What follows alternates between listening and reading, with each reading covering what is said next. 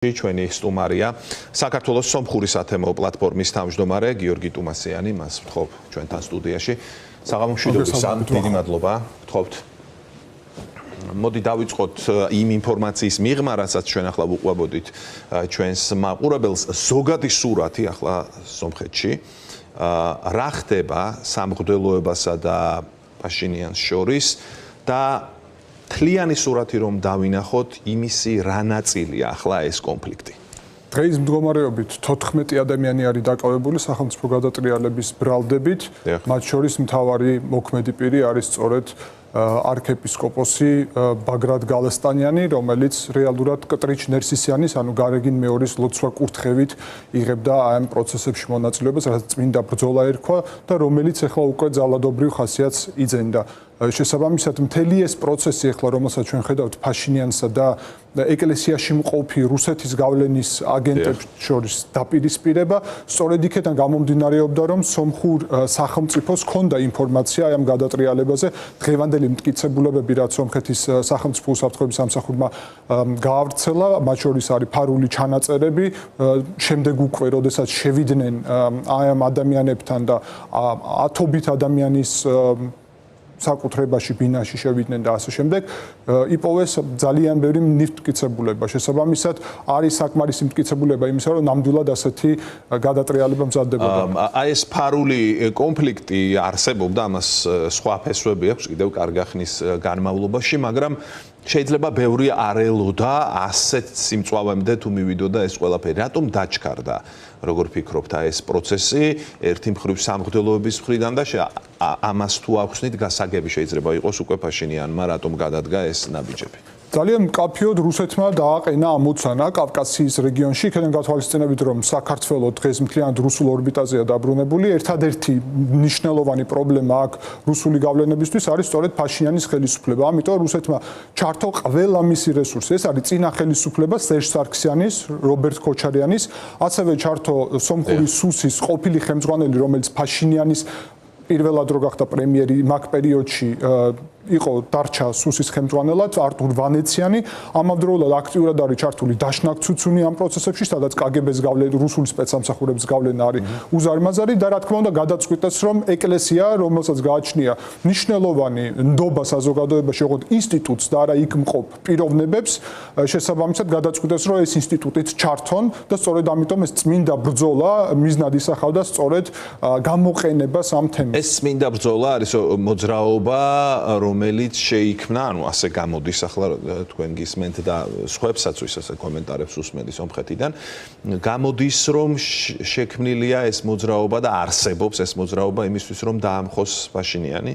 თავიდან ეს მოძრაობა 1 წლის წინ დაიწყო და როგორც გითხარით, სრული მხარდაჭერა ჰქონდა მათ შორის გარეგინ მეორის მხრიდან, მაგრამ მისი არსი იყო რევოლუციური პროცესის დაწყება და რადგანაც საზოგადოების მხარდაჭერა არ გააჩნიათ, გადაწყვიტეს ახლა უკვე ძალადობრივი ხასიათი რომ მიიღოს ამან და ჩვენ დავინახეთ დღეს მათ შორის ის რომ თურმე გეგმაში იყო სამվել კარაპეტიანის, რუსი ოლიგარქის გამოყენება მათ შორის იმ კუთხით რომ მას ეკუთვნის სომხეთის ენერგოსისტემა და თურმე გეგმაში იყო დენის გათიშვა იმ მომენტში, როდესაც ძალადობრივი 200-მდე ჯგუფი 20 კაციანი, რომელიც შეიარაღებული უნდა ყოფილიყო, აი ამ ჯგუფების თავდასხმის დროს უნდა ყოფილიყო ბლეკაუთი სომხეთში. ანუ ჩვენ ხედავთ, რომ ეს მასშტაბური პროცესი არის და რა თქმა უნდა, ამის უკან დგას რუსეთი ეს ცალსახარი.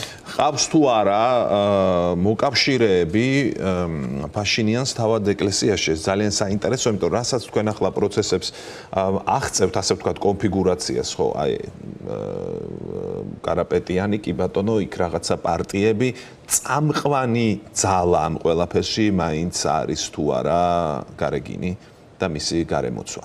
და თავად ეკლესიაში სარგებლობს თუ არა ფაშინიანი რაიმე ტიპის გავლენით ან პოპულარობით, ასე ვთქვათ, ბრელს არ გულისხმობ თვითონ სამღვდელოებას. რუსეთი საკმაოდ მგზაკრული გზით შევიდა ზოგადად სომხურ სახელმწიფოში. ერთი მხრივ სახელმწიფო ინსტიტუტები მიიტაცა, ეხლა ბრუნდება უკვე სომხეთის სუვერენიტეტის ქვეშ, მაგრამ მეორე მხრივ ეკლესია და დაშნაკ ცუცუნი, რომელიც ავტონომიური სისტემები არიან, იქ სახელმწიფოს და ფაშინიანს არ აქვს პირდაპირ შესაძლებლობა ჩაერიოს. ამიტომ შეზღუდულია მისი გნდობა. ანუ იქ გაყოფილია სისტემა იმით, რომ ეპისკოპოსები არიან ის, ვისაც შეუძლია გახდეს კათოლიკოსი რეალურად და ეპისკოპოსებს ირჩევდა სწორედ კატრიჯ ნერსისიანი და მისადმი ლოიალურებს ირჩევდა. მაფიოზურ კლანური სისტემა არის შექმნილი, მათ შორის ერთ-ერთი ყველაზე გავლენიანი არის მისი ძმა, რომელიც რუსეთში სომხურ ეკლესიას ხელმძღვანელობს. შესაბამისად, ნდობა არის უფრო დაბალი იერარქიების დონეზე, მაგრამ მაღალ იერარქიებზე მხოლოდ რუსეთისადმი და რუსული სპეცსამსახურებისადმი ლოიალური ადამიანები ყავთ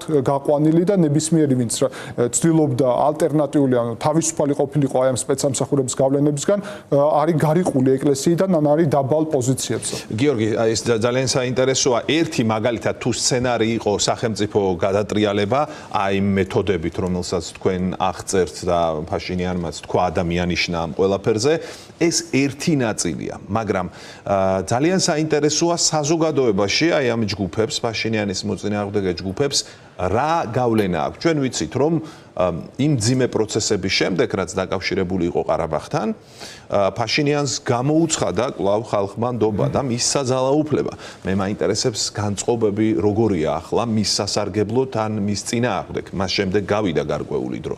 ეს არის სწორედ მთავარი საკვანძო საკითხი, რომელიც ჩემი შეფასებით შეეშალათ მოსკოვში გათვლის დროს, რადგან როცა უყურებენ რეიტინგს, მაგალითად იგივე ეკლესიის, ძირითადი ნაწილი აბსოლუტური უმრავლესობა სომხეთის თავს ასოცირებს, ესე იგი სომხურ მართლმადიდებელ სამოციქულო ეკლესიასთან, მაგრამ ამავდროულად თვითონ კატრიჯ ნერსისიანის რეიტინგი არის ძალიან უმნიშვნელო, რადგანაც ყველას ესმის რა ტიპის მართლობა შექმნა თვითონ ეკლესიაში, რა ფასეულობები შეიტანა და გააჩნია შეკითხვას როგორ დავსვამთ, იმიტომ რომ სომხები, ქართველები, რა ვიცი, ბერძნები თუ კითხავ რომ ის არის თუ არა მორწმუნე, ან აქვს თუ არა იდენტიფიკაცია თავის ეკლესიასთან, ძალიან მაღალია, მოწინავე რიგებშია, მაგრამ აი თავად ახ საინტერესო რაღაც თქვით, თქვენ თავად სამღვდელოების მიმართ მაღალ იერარქიებს გულისხმობ ამ შემთხვევაში, როგორი დამოკიდებულება, ეს მეორე საკითხია და თქვენ ამბობთ რომ სწორი გათვლა არ გამოვიდა რუსების ამ შემთხვევაში, იმიტომ რომ მაინც მაღალ იერარქიებს ეყრდნობოდნენ ამ პროცესში. დიახ, რადგანაც თვითონ გარეგინი ანუ კატრიჯ ნერსისიანი არის რუსული კადრი, რომელმაც სომხურ ეკლესიაში შექმნა ის მავნებლობა და გარყვნილებაც, პრინციპში რაზეც ფაშინიანი საუბრობს, რადგანაც მისი მთელი არსი აი ამ ეპისკოპოსების დანიშვნის იყო არა მხოლოდ ბიზნეს მიმართულება, არამედ რუსული სპეცსამსახურებისადმი ლოიალურის მიმართულება და კომპრომატებით მართვა, რა თქმა უნდა. და თვითონ მასზე აქვს კომპრომატი, იმიტომ რომ როცა ყავს უკანონოდ შვილი, რაც იმას ნიშნავს, რომ შენ ვერ იქნებოდი კათოლიკოს პატრიარქი, ეს უკვე კომპრომატი არის, მათ შორის კონკრეტულად იმ ძალების უკან, ვინც მოიყვანა გარეგინი და უნდა შეგახსენოთ, რომ გარეგინი იმ დღეს გახდა კათოლიკოს პატრიარქი, როცა სომხეთში მოხდა, შეიძლება ითქვას, სახელმწიფო გადატრიალება, როცა პარლამენტში მოკლეს პრემიერ-მინისტრი, პარლამენტის თავმჯდომარე და კატასტროფულია. სომხეთის რუსეთიზაცია დაიწყო ზუსტად მაგ დღეს და დღეს სომხეთი თავისუფლდება სახელმწიფო დონეზე უკვე გათავისუფლებული არის, ხოლო ეხლა უკვე ამოცანა დგას, რომ სომხური ეკლესია და იმედი მაქვს ასევე დაშნაკ ცუცუნი, რომელსაც მნიშვნელოვანი გავლენა აქვს ასევე დიასპორაში, გათავისუფლდება რუსული სპეცსამსახურების გავლენებისგან. და ჩვენ საუბრის მიწურულს ან სომხეთში თუ შევადარებთ რამდენიმე წლის წინანდელ მდგომარეობას, ან მაგალითად ყარაბაღის ბოლო მოვლენებამდელ მდგომარეობას, შეგვიძლია ვთქვათ, რომ რადიკალურად იცვლება საზოგადოების განწყობები რუსეთის საწინააღმდეგოდ. ყარაბაღის ესე იგი დაცლის, ანუ ეთნიკური წმენდის შემდეგ ყველამ ძალიან კარგად დაინახა, რომ იქ რუსეთი მოქმედებდა სომხეთის წინააღმდეგ და შეთანხმება ჰქონდა თურქეთთან და აზერბაიჯანთან, რომლის შედეგადაც არაფერი არ გააკეთა და პირიქით ცდილობს დღეს ეგრეთ წოდებული ექსტრატერიტორიული ზანგეზურის კორიდორი მოითხოვოს სომხეთის გავლით. შესაბამისად, სომხურ მოსახლეობაში ამ მოვლენების შემდეგ კეთრად არის დაცემული რუსეთისადმი მხარდაჭერა, ამას საერთაშორისო კვლევებიც აჩვენებენ. მათ შორის იმის მერე, როცა აზერბაიჯანი ბომბავდა სომხეთის ქალაქებს და რუსეთმა თქვა, რომ ჩვენ არ ვიცით სომხეთში მდებარეობს თუ არა. შესაბამისად, დღეს იმდენად დაბალი რეიტინგი აქვს რუსეთს, რომ მოსახლეობა მხარს უჭერს ფაშინიანის ამ პროდასავლურ ნაბიჯებს. ხო, ანუ ეს არის პროდასავლური, ასე არის აღქმული სომხეთშიც, რომ ფაშინიანმა საგარეო კურსი მოატრიალა დასავლეთისკენ.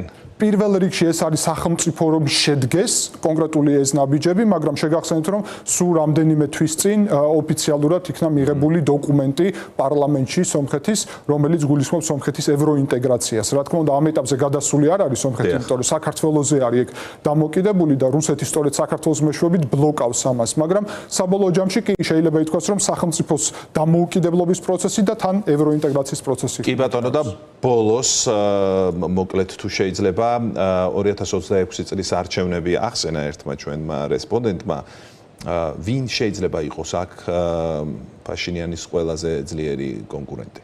ვფიქრობ, რომ ამ ფაქტების გათვალისწინებით ფაშინიანს აღარ ეყოლება ძლიერი კონკურენტი და ეს არის ძალიან მნიშვნელოვანი მიღწევა, იმიტომ რომ მისი კონკურენტი უნდა იყოს პროდასავლური ძალები, ფაშინიანი მაინც ბალანსის საგარეო პოლიტიკას აწარმოებს და არა პრორუსული ძალები, ვინც საფრთხეს წარმოადგენენ სომხური სახელმწიფოებრიობისთვის. ძალიან დიდი მადლობა საინტერესო საუბრისთვის. გიორგი ტუმასიანი, საქართველოს სომხური სათემო პლატფორმის თავმჯდომარე იყო ჩვენი სტუმარი.